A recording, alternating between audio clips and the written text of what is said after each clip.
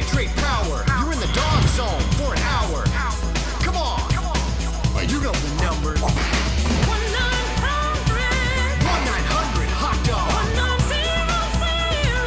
1-900 hot dog.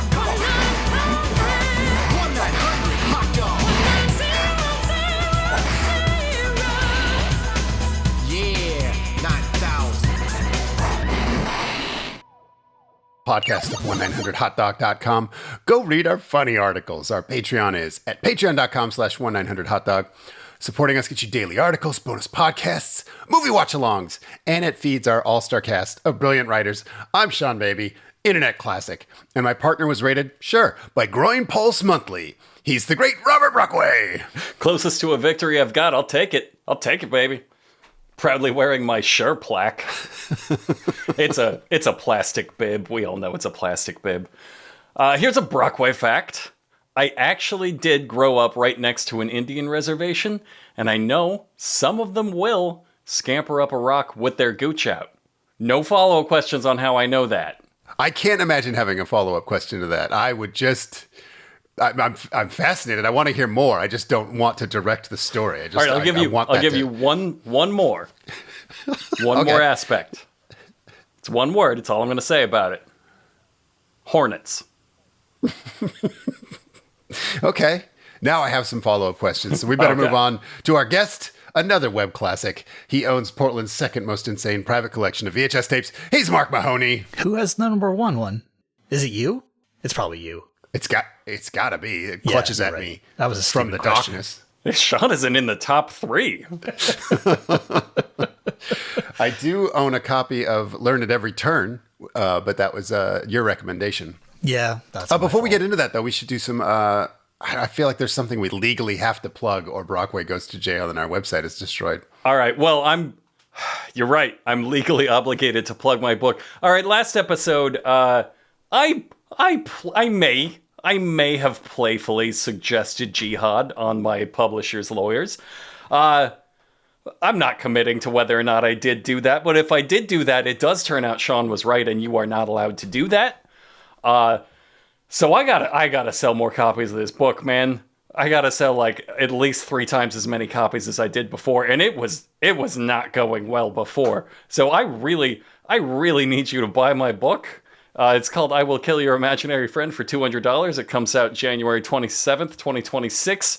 I think it's a good book. It doesn't matter. It doesn't matter what I think, because if I go down, and I am going down, let's be clear, I'm taking everybody with me. I'm taking everybody you love with me. So I need you to buy my book and save this site. I think it is a great book and a terrible way to sell a book. That's just my opinion. And the pitches are getting more and more like a foregone conclusion. That yeah, yep, yeah. It's looking pretty grim. But you could be the 970 pre-orders that bring me out of this mess.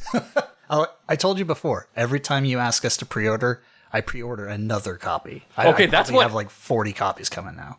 Thank you. That's what everybody's supposed to be doing, and people don't understand that. It's not pre-order once. You should be doing it every time you hear me say it. It's not complicated, people. It's not complicated. They know it's me. They keep sending me messages says it won't matter. We know what you're doing. This doesn't count. They're sending that to you? They're sending that to me every time I pre-order another copy. They say this one doesn't count. We know it's you. All right. I'm going to have to start distributing masks or something. I don't know. Masks? Like when you pre-order, you wear a mask? What, you think that will work? Oh, I see. A disguise scheme. Yeah. I think that's as good as the first idea. All right, well. I am going to Barnes & Nobles to do this as well. Can you start typing in like different languages when you pre-order? I do every time. In case. Everybody. That's just my baked-in racism. I just do funny foreign noises all the time because that's how I grew up. Buy my book or I'm going to prison. It's getting better now. You're tightening up the pitch. That's succinct.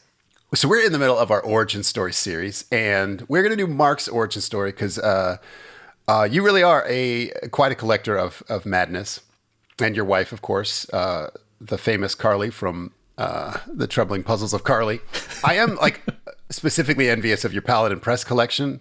Like Mark has every knife fighting, gunfighting, like paramilitary lunatic. Ooh, some of those are very illegal. It's true. I have specifically not purchased certain ones I found. Yeah. Okay.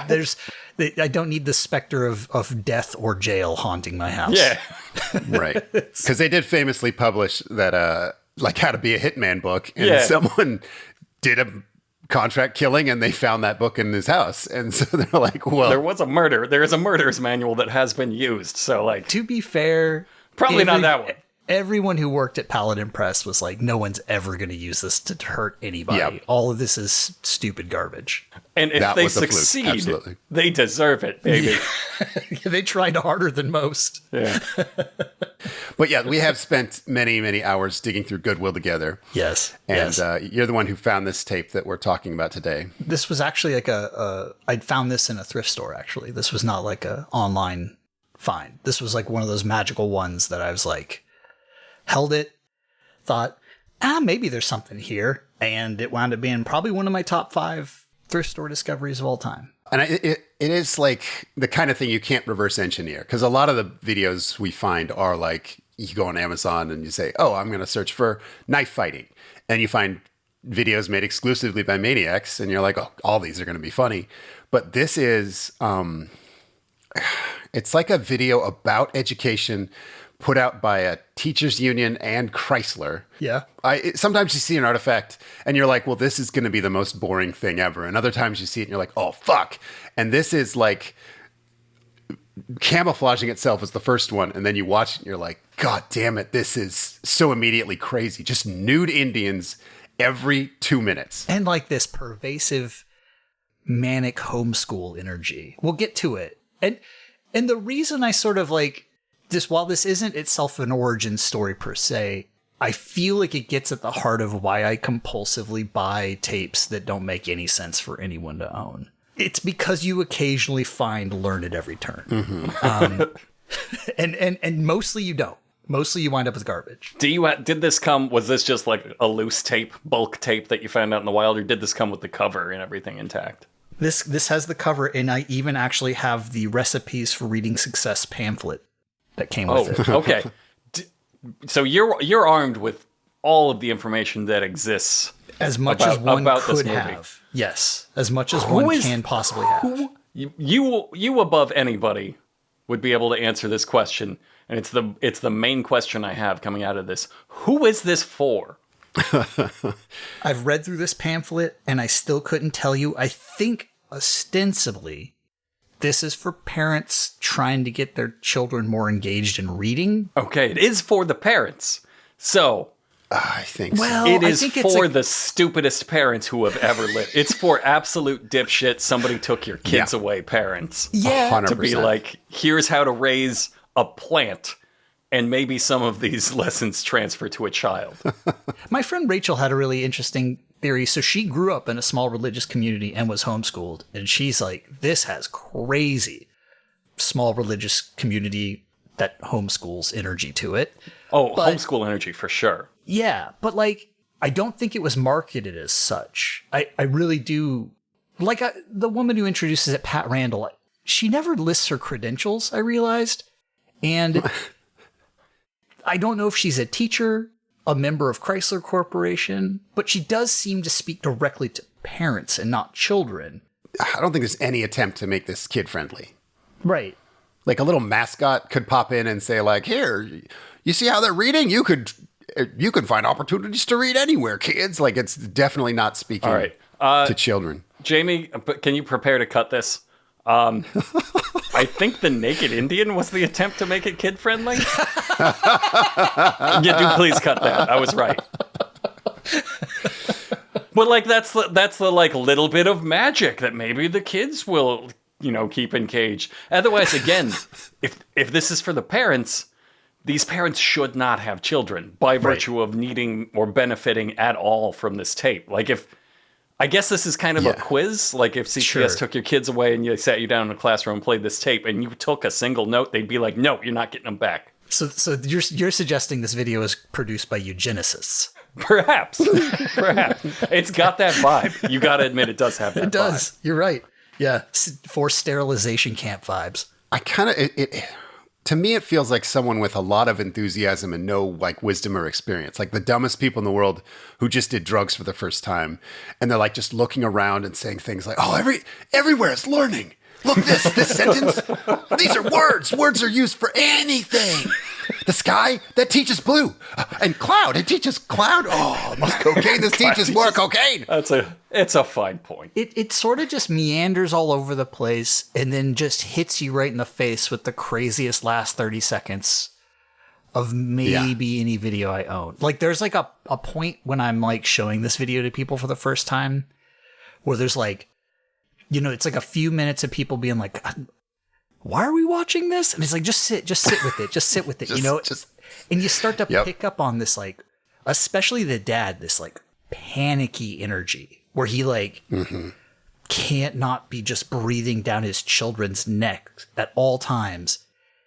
And once they start to get But he just doesn't know what to do. Yeah, he like can't control himself. He has to be telling people what to do all the time. And once you kind of get that weirdness and you start to feel the unease of this video, you're like, okay, now we're locked in and I don't have to tell them just wait 20 minutes and we're going to see a man's balls. It is. I was going to say it's like a Jordan Peele video or Jordan Peele movie where there's just kind of everything seems kind of normal, but there's just this little menace hiding in the background. And Yes. It's just very haunting. And there's like musical stings in this where I'm like, okay, somebody's about to die. That's the only thing that music could be trying to communicate. It clearly implies, and we should just get to it soon, but like it clearly implies both families are being hunted by the park ranger. No question. And again, we'll get into how he becomes a nude Indian sometimes. Let's do the whole podcast. Let's do the whole podcast like this. Where we keep saying we'll get into it and we just don't. Yeah. And we just don't. It just ends. I love it. It's great. You've seen Cube, right? The horror movie? The horror movie, yeah, where they're in the giant cube. And so at the end of that movie, it's spoilers for a pretty good movie. So they sort of reveal that it's like this government program that got out of hand. Like the bureaucracy just had this momentum. So I feel like that could be what happened. Like someone at some point said, we need Americans to have more awareness of Indian landmarks and American car manufacturing. And they're like, yeah, sure, we'll make a video. And then someone said, yeah, make the video. And like, whoa, okay, right, we'll make the video. And they just didn't know how to do that. But they had like $14 million. Yeah, because there's basically like three parties that could be blamed for this, right? There's Pat Randall, who introduces and provides the epilogue to the video. There's the Chrysler Corporation, who's, I don't know, in the pamphlet they talk about, hey, we just want kids to read, and because reading kids make good workers, and we got to hire people who can read someday, which is like all feels very, I don't know, maybe. And then the Teachers Associations of something. Wait, what are they? The American Federation of Teachers and the Association for Supervision and Curriculum Development. So like any one of those people fucked up real bad when they made this video. I vote we don't blame teachers. Let's target Pat Randall or the Chrysler Corporation. Or you know what? Now that you say the acronym out loud, that's kind of one of those titles that like it seems like it's trying too hard to sound like these are actual teachers. It makes me doubt if that's an actual teachers alliance. Right. Yeah. Like, this might not have any federal oversight. That could be like dads who don't believe in vaccination. Like that could be what they call themselves. These are teachers trying to get God into school. And they're like, we can't put that in the name. They'll see us coming. Objective teachers for neutral reality, please. That's a perfect name. the perfect way to trick Christ into their hearts. Yeah, so I looked this up. I wrote an article about this for the site, and I couldn't find it anywhere. I couldn't find any promotional material anywhere, except I did find it in an ad in a 1993 issue of Black Enterprise magazine, which was just kind of like a magazine for people who kind of hired black people in the early 90s. So it'd be ads for like the CIA or jobs at 7-Eleven. It was wild. Like, I just don't think there's a consumer market for this type of magazine anymore. And so I was just like, what is this world I'm looking into? But anyway, there it was, the only actual reference I could find to this video. You just wrote in, you got it for free if you wanted it. Don't know who did it. Someone who died and left it at the thrift stores that me and Mark went to, I guess. It can't be the only place it was advertised, but like, maybe it could. Yeah, it couldn't be, right? But that's the only one I found. And I mean, if I found it there, I probably should have gotten more popular magazines. It is very funny to think of them like at their conference or whatever, putting up the cover of this movie and being like, ads talked about in Black Excellence magazine or whatever. Right. Yes. Where you're like, wait, was it really? Hold on. What's the story there? But I guess let's just start talking about the video. Boo. You're right. We'll get to it later. Let's talk more about the nude Indian. How many times did anyone keep track of how many times he appeared? No. Actually, that's a great question. I didn't take 6? an exact number. Yeah, I was going to say 6 or 7.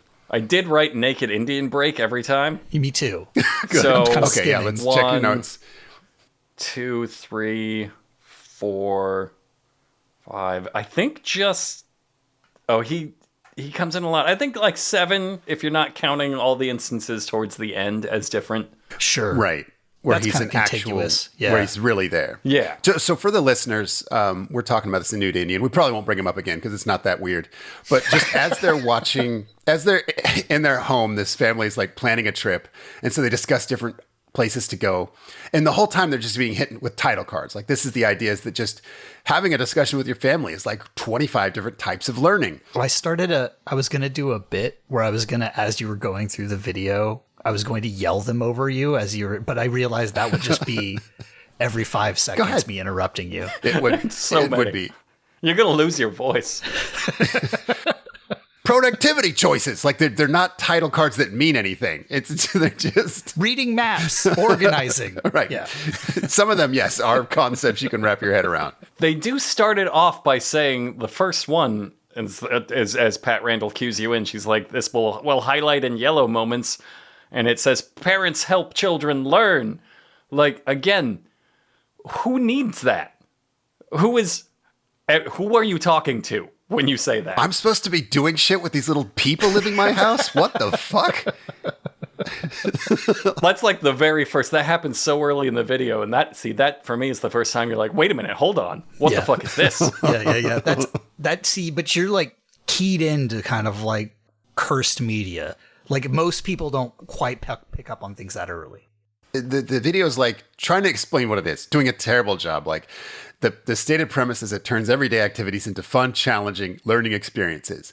But then every couple minutes, it will just cut to usually the backside of a nude Indian man climbing a rock or like stalking across a horizon. And every time it comes with this spooky little music sting, and it's not explained. There's no reason for it. Okay, so I tracked every time the naked Indian showed up, and every single time it was the son. What's the son's name? I'm blanking on it. Danny. Every single time Danny was in the scene doing or about to do something, and then the naked Indian comes on. And then every time the naked Indian comes on, at least until he starts invading reality, every time he comes on, there's like frosted edges, like the whole thing might be in a dream or a fantasy. Right. I think this is Danny's sexual awakening. Okay. That actually adds That does up. make sense. He's kind of a hunky dude. And he kind of just projects it into reality at the end. So it's always, Danny's always present and either has just said something or somebody's trying to get him to do something, and then bam, naked Indian break. It's always with Danny. Yeah, there's the one that I think of, currently thinking of, is where they're in the gas station and they're looking at baseball cards, and then the mom's like, all right, let's pay and go, and they turn to the cashier. There's a magazine, I think it says like Arizona Highways, and on the cover of it is this knife wielding Native American guy, and I guess it's like Cochise, because that's what it says on the cover, and then it cuts to the nude Indian in a cave looking around all confused. Yeah, that's Danny seeing that magazine and then being Just like, reminding "Aw." Reminding him of Imagine his sexual fantasy. That makes sense. That symbolizes Danny's boner. Yeah. Jamie, leave that one in. Even the most like checked out parent, it occurs to them like if you're in a restaurant and the kid has a menu, only a fucking idiot wouldn't think like, oh, hey, look, an opportunity for reading. My child is reading. Like, I don't know what kind of alcoholic deadbeat needs any of these lessons. Like, we could use talking as a way to communicate. Thanks, Chrysler. We do learning. Would this video change that for anybody? Like you either are involved in your kids' lives or you're not. And I don't think it hinges on the existence of learn at every turn. that's how Pat Randall should have introduced this. I don't know what to fucking tell you. It is so close to just yada yada. You're a parent. You know this shit. Why are we doing this? I also had another theory that this could be like a Miyagi situation. Like this whole video seems like mundane nothing, but we're secretly learning brutal learning techniques. Like as soon as ignorance attacks us, we're like suddenly know all the secrets. I just yell, processing ideas, developing language skills, building responsibility. The only thing I took away from this was appreciating landscapes. It is. There are some nice landscapes. That's the only one that stuck with me. So like, 240p. I guess that's my specialty build. I'm just going to really focus. First, they have a meeting on where they should go for vacation, and they're taking like their neighbor's kid. Some dude named Ruben, who's not part of the family, is there, and I guess he gets to say it. So they're taking him away on a week-long journey. This is a little weird. Actually crazy, right? Because like, Yeah. they're like, hey, everybody do a report on a place and we'll pick one and then we'll just literally go there starting tonight. Or I guess tomorrow, right? And Yeah. And one of the kids doesn't even live with them. Well, two of the kids. There are two kids there. There's Ruben and I guess what's supposed to be Ruben's sister Yeah, or an his little unrelated sister. other child. Yeah. Because she's part of the reports too. And they're all doing this like reports on their places and she's helping and being incorporated into it. And then her mom comes over and is like, okay, time to go. And the little girl says, oh, I wanted to go to the Grand Canyon. She's like, no, you can't. You had to, she had to do the report? Yeah. And she wasn't And then allowed she to didn't go. It's fucking brutal. She's kind of humiliated this whole time too, because the kid will be like, the Indians painted petroglyphs on the, what's this word? And then the little girl's like, rocks. And it's just like, she kind of knows, she doesn't quite get how, but she's being humiliated. Yeah. She knows that like, they're fucking patronizing her. Like these fucking dicks. I think she's going to get it when she's not allowed to go on the trip at the end. Yeah. She'll Like, that's- realize she's been betrayed. Oh, so you all hate me. Okay. That's what this was about. I also hate this living room so much. Yeah. They've got It's real frustrating. they're packed in super tight, facing each other, sitting on two couches, and between them are these like dick level ceiling lights. Like you could absolutely bump into them crotch first if you were standing, but they're also positions they can't really see each other when they're sitting. It just seems like the worst Right. of all worlds, and it makes me claustrophobic. Yeah, Chrysler saw this basement, and they're like, let's film there. Let's film in this tiny little cave. And can we make sure to get in every shot how Danny lives in a little alcove under the stairs? How he doesn't get a Just a bedroom? How he's like Harry Garbage Potter hovel. without... Harry Potter, like first book, like room that he had. Yeah, he lives there. Yeah. He lives in a little hole under the stairs. And here's the thing. Harry Potter got a door. So this is worse. It's true. It is worse. That's true. He gets these nude Indian urges and has no privacy to explore them. No wonder it's manifesting as a naked Indian. Like It is a pile of laundry under the stairs. That's like his home. And they show it. Like, why? Why? Who found this set and said this is the perfect place to do a 3-camera setup? It's fucking insane. They each give a presentation.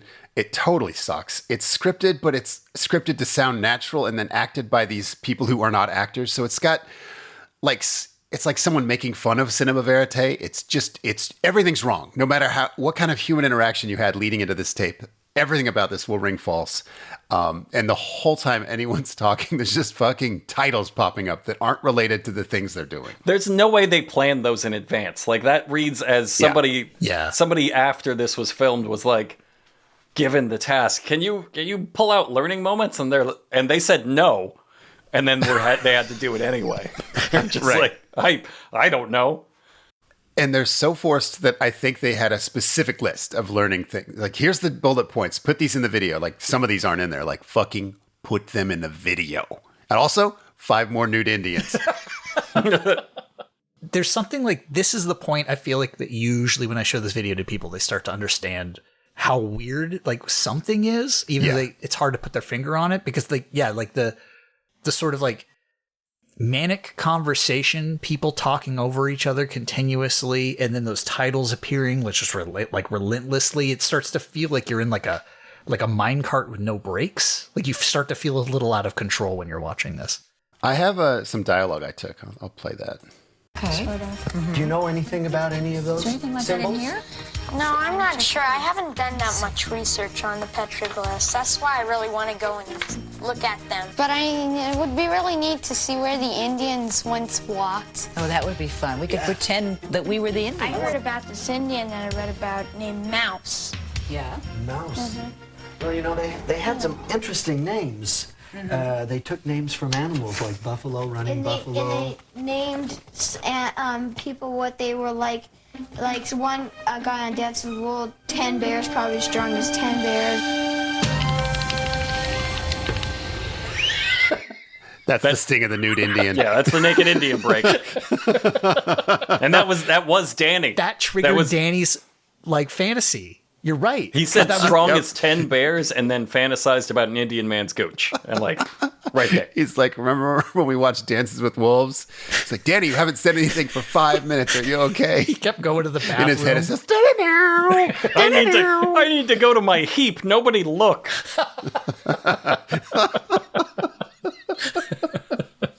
Oh, fuck. So yeah, they're just really stupid people who have seen Dances with Wolves making wild guesses. It is not learning. It's pretty close to the opposite of learning. These are people who are really certain about a thing they haven't fucking even looked up. You're right. It was like loosely, if at all, scripted. Like they just turned on the cameras and just said, just sound dumb, go.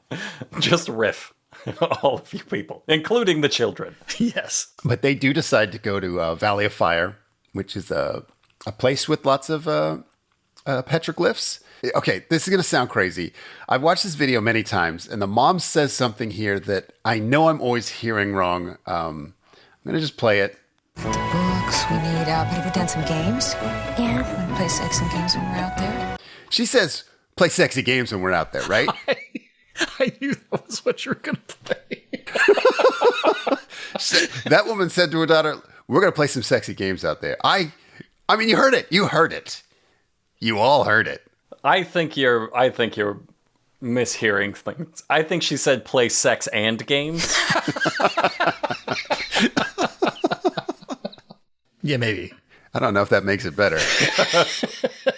That means they have their own family language for sex, which makes me so uncomfortable. Again, this is a Jordan Peele horror movie. This is like... I never noticed that until you wrote it in your article, and I went back and listened, and I can't unhear it either. It's one of those things, it can't possibly be that, right? But I don't know what it is. Yeah. Yeah, me either, honestly. They make some cookies, and while they're making cookies, it says, following directions. I was like, yeah, fucking congratulations, you fucking idiot. Like, I know duh is a strong word, but there's no one who could need this. Like, a 5-year-old would say, oh, following directions? That's a form of following directions. You would just put him in the fucking trash compactor. It's a fucking broken kid. But these are adult educators. There's another one here where the dad sings a song about sandwiches. And the child hates this song about sandwiches. Yep. And then the title card pops up and says creative expression. That's it. They don't talk. He's not like, now it's your turn. It's the creative expression for the dad. Like the dad's like, and I got my creative expression out by making you listen to this song that you visibly didn't like. Yeah. Parents, take away what from that? What are you learning from that? Follow your inner asshole. This is space monster shit. Like, it is only useful if you come from a race of beings that like eats by or that learns by eating minds. And they're like, oh, on Earth you learn by like telling each other things? Okay, I gotta fucking change some gears here. There's another naked Indian break. Yeah, another naked Indian break. They get in their beautiful Chrysler minivan, which, again, no commercial. No one turns to the camera and says, what an affordable... we could fit so much luggage in this car. But it is a beautiful town and country.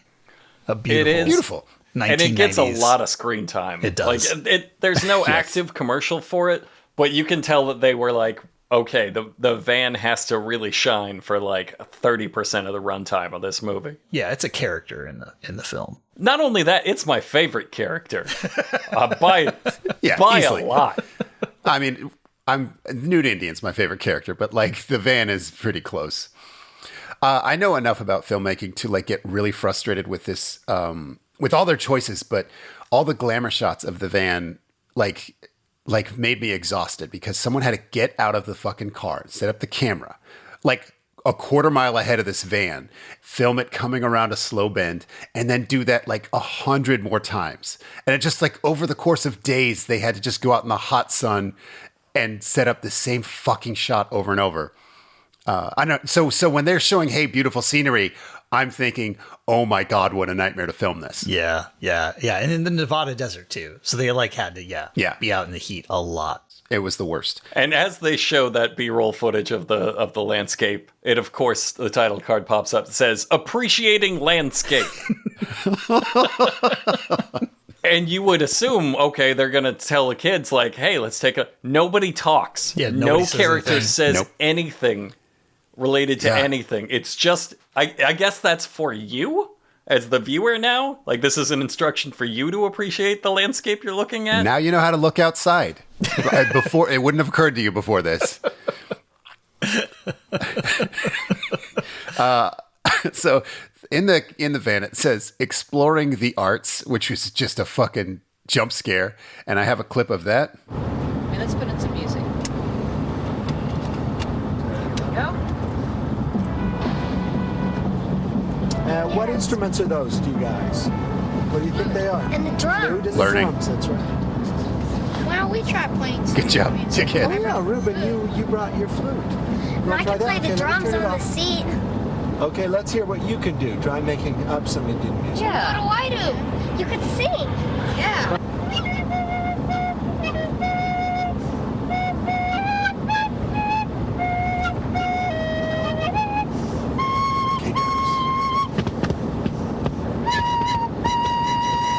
Twinkle, twinkle, little star. Whatever. I forgot that song. Twinkle, twinkle, little. Some Native American music. That's a fucking hate crime. Native American Some Native music. American music is the wrong lyrics to "Twinkle Twinkle Little Star." Wow, fuck you, buddy. Yeah, maximum racism. It's my new standard of maximum racism. Also, Ruben busted out his amateur flute on a road trip, and the lesson wasn't sometimes you have to cut a bitch. Yeah. It should have said throw child out of car for the Like, lesson at fuck. that point. I would have punched that child straight in the face, and everybody in that van would have thanked me. You would have been I the would have hero. looked Ruben's mom right in the eye and said, I don't know what happened to your son. I never took him on a trip. He played the flute, didn't he? I understand. I don't know what you're talking about, ma'am. Who are you, in fact? I also love that mom had just like the most like bargain bin world music ass cassette tape at the ready for this trip that she bought from somewhere. I think it's a different part of the song that summons the nude Indian. I think they just had the one song. Probably. God, they do more stupid learning shit. Like the thing closest they come to actual education is he makes the daughter figure out the mileage. I'm like, okay, that's math. Yeah. That's math that like you had to force into the journey. They do ask the clerk about the Valley of Fire. And this is when the Indian magazine comes to life. Just for a second, another sudden nude Indian. I have a clip of this too. This one's pretty good. Do you know anything about the petroglyphs up there? There's some sort of Indian graffiti up there, but that's all I know. Do you know about an Indian guy named Mouse? Who, Mickey or Minnie? Yeah, right. Okay, let's go. Guys. Yeah, right. Is how a 10-year-old says, fuck you, buddy.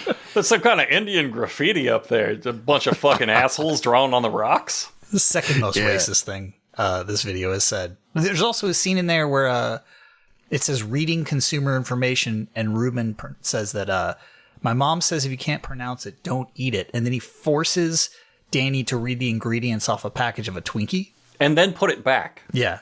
Yeah, he like humiliates him. Ruben is not making it out of this trip. Just the most insufferable little pedantic fuck. Plus, like, yeah, some of those are chemicals to keep it from going bad. Would you rather have a spoiled ho-ho, you idiot? You're like, oh, I'm so sorry, the chemicals are complicated. Eat the fucking ho-ho. And then, like, it's not going to kill you. As if to, like, drive home how insufferable Ruben is, it cuts out of that scene to him. That's right, another flute solo in the van. Oh, man, and he's just going. Yep. He's just, like, wailing on that thing. Yeah, because once you give him permission, like, that teaches him that it's okay. It does. It's why you need a hand out of beating the second someone pulls out the recorder. It's what I learned in 3rd grade. So I looked up this Indian named Mouse, and I don't know how much you can trust history around Native American issues, but according to history, Mouse is just some murderer. Like, he's a guy who hid out in the area after killing 2 prospectors. So this Mouse character they've mentioned twice is just a famous Indian criminal. Holy shit. Oh, that's who the Naked Indian is. That's why he gets the villain music. Yes, it could be a murderer's ghost. Actually, though, is that supposed to be Mouse? Is that why they keep bringing him up? Maybe. It's the closest thing to a plot this movie might have. We're solving mysteries here. It would explain some things. That's definitely one of the title cards. It's, I think, the final one. The sexy naked Indian right. in my brain is going to kill us all. The lady draws they hit a detour, and a lady working highway construction like draws a map in the dirt of which way they go.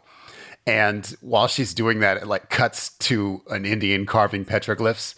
And I thought this one actually felt like a real transition. Normally he just like jumps in taint first while Danny's talking. But this one is like, oh, look, they like visually linked 2 things together like filmmakers. But then there's the 400 glamour shots. It's just a beautiful, affordable Chrysler minivan driving towards a camera. They get to the campsite, and there's a real horror moment where they come up on this family, and they like say, hey, we're going to be your neighbors. We'll come by and meet you in a little bit. Like, what a fucking treat for them. You can just see the dad like visibly deflate, like the father of the other family. Yeah. Like, oh, fuck. Yeah. Also, very worth mentioning that this is a black family. Yes. That'll come up later when the title card valuing cultural diversity is displayed.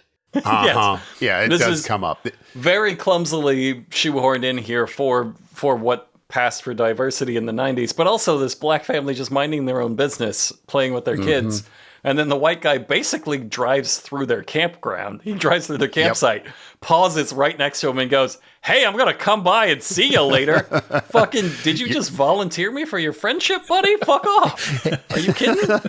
Hey, mister, you and your kids are going to be our first black friends. Yeah, what an accurate portrayal of the nightmare that is the black experience in America. That's why I'm getting the Jordan Peele vibes. Like, it's teaching me what it is to be a black person in this moment. That it's just this intrusion upon your happiness, and you're like, how do I fucking de-escalate this situation? So they set up a camp. It's a montage of instruction manual reading, and it sucks. It's kind of humiliating, like in a dad way. Like if you're a dad, you can't let some camera crew film you not know how to build a tent. That's like getting busted learning how to kiss on a puppet or something. It's just like the ultimate dad humiliation. But anyway, they get it worked out. They meet their neighbors. They hang out with them all fucking night. They're Like, just way too late. Ruin their whole way too goddamn late. night. Their whole vacation's ruined. They do terrible, awkward, close-range frisbee until the sun goes down, and then of course they rap. I didn't take a clip. You don't want to hear it. Nobody wants to hear it. I will say that's where valuing cultural diversity pops up, and like you could pause it if you're fast enough on the trigger. You pause it right there, and then be like, "I bet they're about to rap," and then unpause it. Yep. And somehow you're wrong and right at the same time. Right. It's incredible. And then even then, like it is the black child rapping. Even then, the white child jumps up and runs center stage, as it were, and starts doing racial parody Elvis. dancing. Because he does like an Elvis thank you very much at the end. I think he's supposed to be doing Elvis. Well, that's racial parody. dancing. Yeah, Sure. You're Yeah, right. I guess it's how a master storyteller would try to communicate that. Yeah, no, it's an excellent Jordan Peele film. And the lesson he learns is nobody will punish him for just taking the spotlight from a black person. And he will, spoiler alert, he will then do it again. Because nobody pushed him into the fire. Nobody pushed him into the fire the first time he did that. And so he didn't learn. It's just like Ruben with the flute. You got to hit him with that flute first thing. I all have my notes for this section is it's maybe the most embarrassed I've ever been. It's rough. It's rough. Because it really does come across like them meeting their first black people and asking like, do you know how to say things in African? And worse than like saying, fuck you, get out of my campsite. She says, yeah, I do. And then there's like this other sort of dark drama that gets revealed where she's like, yes, I had a very good friend, very handsome, very, very sexy friend who taught me how to say, I love you in Joss. And like the husband's like getting like, he's kind of like just getting upset. Like, oh, I fucking hate this guy, this fucking Joss friend she keeps talking about. Yeah, there's like a whole other movie where this guy from Joss has been haunting their relationship for like multiple decades. Just keeps cutting away from her to him running up a rock with his gooch out. It's like an I think you should leave bit where like we're suddenly struck with this weird detail of one of the characters' lives that's like, whoa, shit, I have to reprocess everything now. The dad of the black family has a really weird story that I feel like they held a gun to his head and said, tell us an African fable, and he just made one up. Because none of the details are linked, and then the moral is a man is not truly dead unless he is forgotten, and that has nothing to do with the story he told. The story he told is a bunch of like bones coming back to life. But they knew they had to get to that point because that comes back around later at the very end of the film, right? He says that His story, right? This can't be just me. That was supposed to be like dramatically reenacted or animated or something, right? Because what we get is just like stock footage of the back of the white people's heads. Yeah. While clear ADR, like he ADR'd this because again, he expected somebody was like, yeah, we're going to do an animated bit for this story. And they just did not, they blew that money on the Town and Country or something. I don't know. On Naked Indians. That makes a lot of sense because that is like a really awkward scene where he tells a really long story and it's just like, just panning back and forth over the families. Over the heads. And at the end, he says the lesson is that the Indians aren't really dead because the petroglyphs they made are still here. Right. That fucking Indian graffiti, that savage crap they wrote on the rocks. Yeah, I don't fucking know anything about that. Like the theme doesn't tie together. Yeah, no. Also, they're not all dead because they're not all dead. Like they just have to live in a shitty valley just outside of the tourist spot. Like they're still, this is like that time in the 90s where we treated Indians like they did not exist anymore. Like, remember the mystical time when Indians roamed this land? Like they're over there. Yeah, you could drive down there and see Boys to Men tonight. You drove through their lawn to get here. A nude Indian does watch over them. Like the park ranger comes. Oh, sorry. It's the next day. They're at the petroglyphs. Just disrespecting them. They're just like, what the fuck do you think that one is? Probably corn or something. Climbing all over it, touching them. Yeah. Like, you shouldn't be you're not allowed to do any of that. Yeah. This whole thing was supposed to be a learning trip to go see them. And then you showed up and you knew nothing about them. Nothing. Like, this is what the learning should have been. Like, now we can look up what all of these mean. And they're like, no, it's time to just riff. This one's probably corn, the mom says. They literally packed like 6 books and multiple posters and maps into the back of the car the first day. Like, they showed it happening, and they've referenced none of it since they got there. They are just winging it. Right. Yeah, Ruben says, that looks like a bighorn sheep getting struck by lightning. And then nobody corrects him to tell him, like, what it might actually be. They're like, yeah, the lightning sheep. Everybody knows about that. Sure, lightning sheep. Yeah, he loves corn. Remember? I'm working mom's stuff in. Yeah. It's good improv. But cut in between all of that, with increasing menace, is this, like, haunting melody as this black vehicle circles them, and then a mysterious man gets out. And you just know, based on the language of filmmaking, that he's about to kill the entire family. Yeah, this is the villain. This is the villain of the film. All the visual shorthand is there to be like, uh-oh, they're in trouble now. It is a park ranger who transforms into an Indian, like, before our very eyes. If this is trying to tell us a parallel that, like, oh, these, what is the Indian tribe, the Havasupai, they're the park rangers of the ancient past or something. If is that what they're trying to say? I truly do not fucking understand why the park ranger turns into an Indian. I have no idea, like metaphorically, but I love the interaction that leads up to his transformation. He walks up to the family. Danny's like guessing at what some petroglyphs mean, and he notices the guy and he says, "Are there more petroglyphs down that way?" And the ranger goes, in the most like you're an idiot voice I can imagine, he goes, "Just follow the path. There are clear signs at every turn." And then boom, he's the nude Indian. Just sprinting up a hill. That's what he says before he transforms is customer service speak for "fuck you, dipshit. Use your brain." Just He literally said, "There like are he clear did not signs answer at every that turn, question. asshole." He said, "Yeah, see all the fucking signs everywhere? Maybe you should look at them. Anyway, peace out. I'm a naked Indian." In that moment of humiliation, in Danny's mind, he transforms into his boyfriend. "I've seen you naked in my mind," Danny says. Solving mysteries, it says. And then it says solving mysteries, and the dude scrambles up a hill in a way where, listen, it's VHS. No one here can say for sure that we saw his taint and balls, but I'm pretty sure you can if you look real close. You know it. You can feel it in your loins. Yeah. When you're looking at a dick. Again, through the language of filmmaking, that's where it's centered. Like, you're supposed to be paying attention to the balls and taint. Yeah. Like, that remains It was center important screen to Pat the Randall whole that we time. think about them, that we be cognizant of their existence.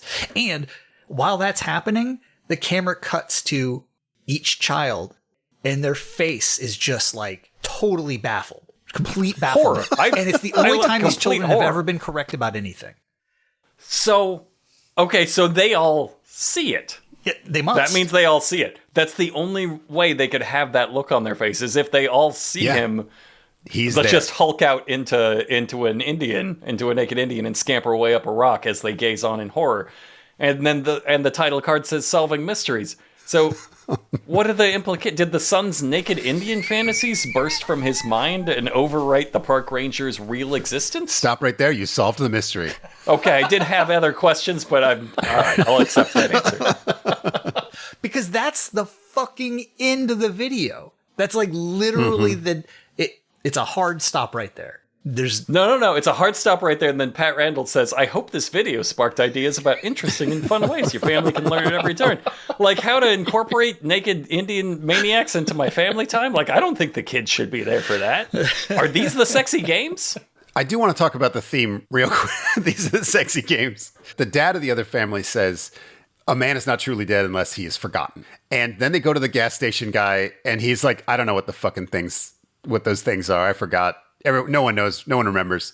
Then they get there and they look at him. They're like, what do these things mean? I don't know. That might be corn. And then park ranger shows up, who's also secretly a magic Indian. And they say, "Hey, can you tell us about these things?" No. And so read the signs.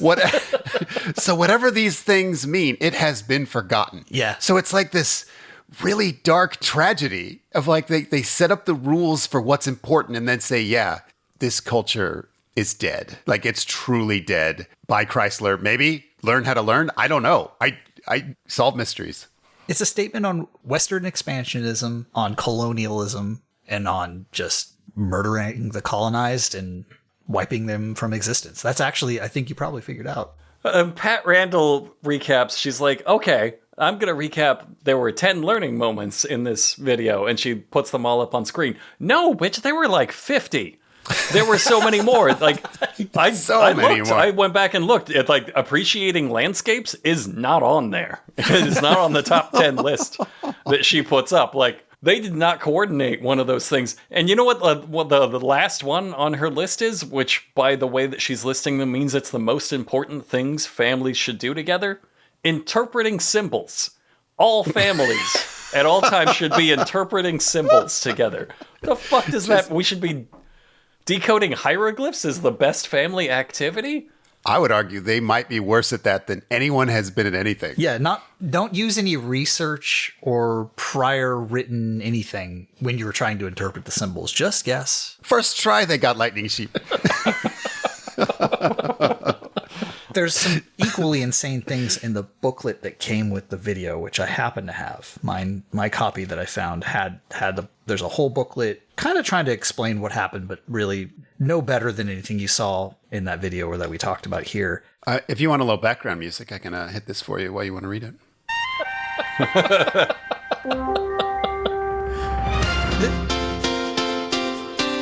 Those piano stabs, by the way, are violent. Yeah, it's nice. You have until Pat Randall introduces herself to read us this pamphlet. I can't. This music is too crazy. You're going to have to yell. The music's very noisy. Struck every thought from my mind. God, it's beautiful, though. I'm thinking about so many naked Indians right now. Hello, I'm Pat Randall. Pat Randall introduced herself. Time's up. The booklet has a section called Fun Around Town. In the first section, High Finance, just says, banks are especially intriguing to young children. Be sure to explain as much as possible about any transaction you're about to make. This is what I mean. This is a dad who took his kid to the bank, and he's like, dude, I'm the fucking best parent. I engaged with my kid at the bank. Oh my God, he learned so much about banks. There's another one called Focus on Sports that is not about playing sports with your children. It just says sports talk can lead to reading and writing pleasure. This thing it's written by aliens. Yeah. It's definitely like a homeschool cult that It has to be. that is tragically not around anymore. Yeah. But not forgotten. Einstein, Hunter, Frankfurt. Einstein, Hunter, Frankfurt. Unser Podcast genau. Und mit maximalem Schau. Dogg Frankfurt Podcast. Korrekt. Ja. Der Kraft ist nicht gratis, nicht ohne. Schick die in die Hundesaal. 4 eine Stunde.